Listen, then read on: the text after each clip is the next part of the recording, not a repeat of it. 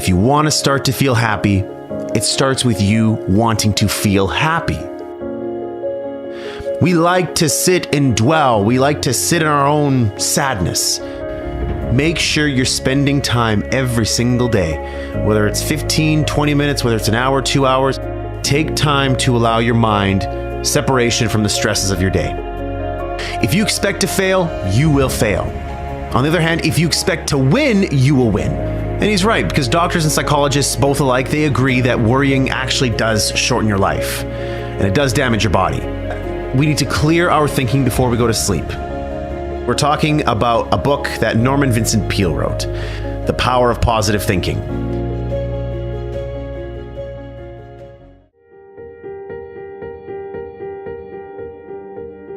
Let's kick this off with golden nugget number 1, creating your own inner happiness. That you are responsible for your own happiness. Because unhappiness is usually the byproduct of you thinking sad thoughts, you having these negative feelings, you having resentment towards others, and just having an overall crappy outlook on life. So if you think those things, what do you think is going to happen? You have to force yourself to not think those negative thoughts. Peale says we have to get into the happiness habit by thinking upbeat, cheery thoughts throughout the day. We like to sit and dwell. We like to sit in our own sadness. I don't like to do that, but I just know that sometimes my brain forces me to do that, and I don't know why. So I have to force myself to not do that. I have to put on upbeat music. I have to go do something productive. I have to get in the gym. I have to go hang around friends that are going to make me laugh. And it's tough. At first, it doesn't feel right. It feels like you're forcing it because you are forcing it.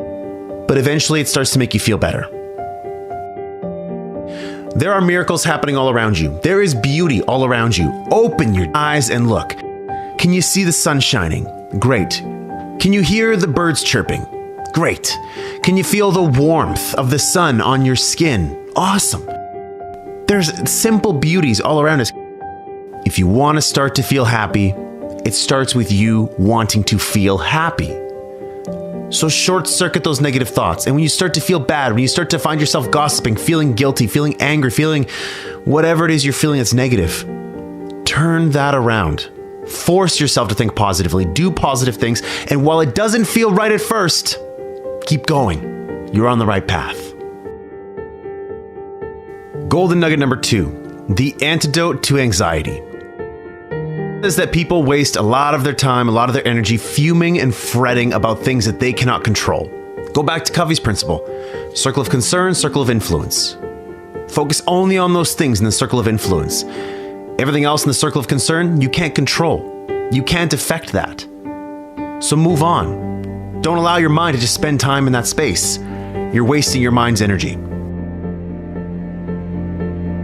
So as part of this antidote to anxiety, Peale says that we need to slow down to relieve our anxiety and to attain peace. And he suggests meditation. He suggests that we devote at least 15 minutes daily to calming and relaxing ourselves by thinking peaceful thoughts, or not thinking anything at all. So something he shares in the book is to help get rid of the tendency to worry and get angry, we need to relax and spend a few minutes thinking about beautiful, peaceful settings, hearing the birds chirping, feeling the sun on our face, all these things that I was talking about before, where it's just a matter of you actually thinking that in your mind.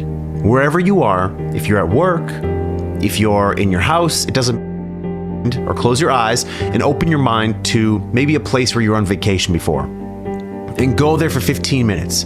Smell the smells, feel what the sand feels like on your feet, feel yourself plunging into the ocean.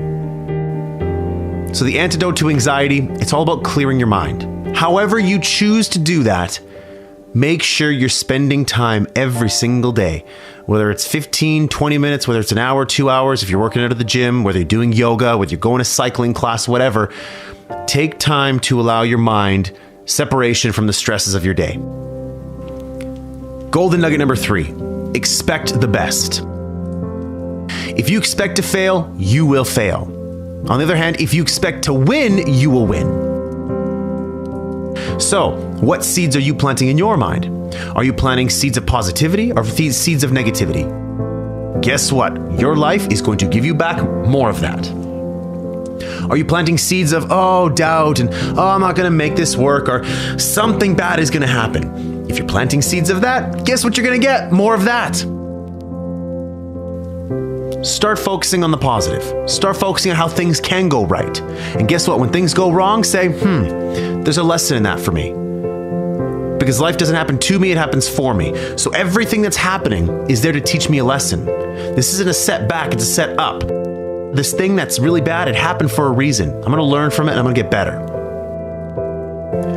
Golden nugget number 4, worry not. And he's right, because doctors and psychologists, both alike, they agree that worrying actually does shorten your life, and it does damage your body. We need to clear our thinking before we go to sleep, and we need to imagine our worries flowing out of our body like water out of a glass. So don't think that my path is the right path. No. This path is good for me. I replaced worry with hope by putting together goals. I put together 3 goals: a financial related goal, a health related goal, and a professional related goal. Something that what I was going to do with my life. And back in the day when I was going through those stresses, I was worrying a lot. I was having a tough time sleeping. I was having chest pains. My heart was palpitating all the time. And I really just could not get, a high level of satisfaction in life. And, if you were saying on a scale of 1 to 8, Ryan, again, 9s and 10s are reserved for very special times in our lives that seldom happen. I was sitting at a 4 consistently, where I would wake up and I'd all of a sudden feel the stresses of the day. I would pass between 3 and 4 all the time. So what I did was to replace that worry, that anxiety, that fear. I built myself a plan that gave me hope, goals that gave me hope, something that got me excited, something that I wanted to work towards, something I wanted to achieve because I knew that if I did, it would get me out of this mess and my life would be better as a result. Golden nugget number 5, problem solving. I had problems that I needed solutions to. I had desires, I had wants, I had dreams, I had goals that I needed a solution to. The Crap Show was a solution. Create Your 8 was a solution. But what I did need to do was take myself out of the busyness of the day and allow my mind to sort of free up and look for inspiration all around me. And know that whatever solution I'm looking for, it's going to come to me. And this is where in this golden nugget in the book where Peele talks about, problem solving, he gives us 10 problem solving techniques, which many of them I believe with. The first one, believe that for every problem there is a solution. So yes, believe that your problem can be solved. Yes, it's hard. Yes, it's difficult. Yes, you don't have a solution right now, but there is a solution. And oftentimes there's more than one. 2, try to maintain your serenity as you address a problem. So don't feel anxious. Don't try to get angry and say, I'm not getting this. I don't understand. No. You need to be calm. You need to be hopeful that there's going to be a solution to this problem. Number 3, don't try to force an answer. Don't try to say oh my God, I need an answer by Saturday at noon. If I don't get it by Saturday at noon, then it's too late. Sometimes you can't force it. Life often happens for you. And so you just need time for that to reveal itself to you. Number 4, gather all relevant information. Pretty simple. Do as much research as possible. Number 5, write down all facts about the situation. Again, get understanding for the problem, what's going on. You need to get clarity on the problem so you can get clear on what solutions you need to solve it. Number 6, spend time praying about the issue you are confronting. Listen, if you're praying about it, that's fine. If you're not praying about it, maybe you're thinking about it. Always make time to think about it. When you're walking in nature, yes, take time to think in nature and allow your mind to flow. But when you separate yourself from the stresses, the anxieties, the busyness of the day, allow your time to think about solutions. Number 7, believe in and seek God's guidance on the promise of the 73rd Psalm, "Thou wilt guide me by thy counsel." If you believe in the religious aspect of that will talk to you. That necessarily doesn't talk to me. So I maybe won't be using that one. Number 8, rely on your inner gifts of insight and intuition. There's things that we believe we should do, and then there's things that we know we should be doing. So you got to listen to yourself, and it takes time. It does take time. It takes patience. It takes some maturity for you to realize what you're great at. And sometimes you're doing something just to make a living, just because it's my job, it's my career, it's what I believe I'm great at. But you have other gifts within you that maybe you're not exploring yet, that you should be. Number 9, attend religious services where you can and listen peacefully and let your subconscious work on the problem. Again, you can go to church or you can just go for walks. I love going for walks, period. I'll put music on my ears and allow myself to think. Pretty simple. Number 10, the answer that develops in your mind or comes to pass is the right answer. So I just allowed the thoughts that came in my mind. Whenever I had a thought, an inspired thought, I wrote it down on my phone. Pulled up my phone, opened up the notepad, and just wrote it down. At the end of the day, I would think about it, ponder on it, say, you know what, this idea is something I want to go further into and dig deeper into that. That's exactly how this show happened. That's exactly how Create Your 8 happened. It's exactly how you're going to find solutions to your problems. Last but not least, golden nugget number 6, how to handle heartache. Now, everybody at some point in their life experiences heartache, and it's tough.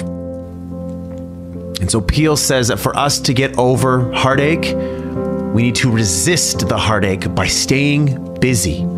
So if you're getting a divorce from your husband or your wife, if you just broke up with your girlfriend or your boyfriend, if you just lost a loved one, if a loved one passed away, a friend, a family member, doesn't matter who it is.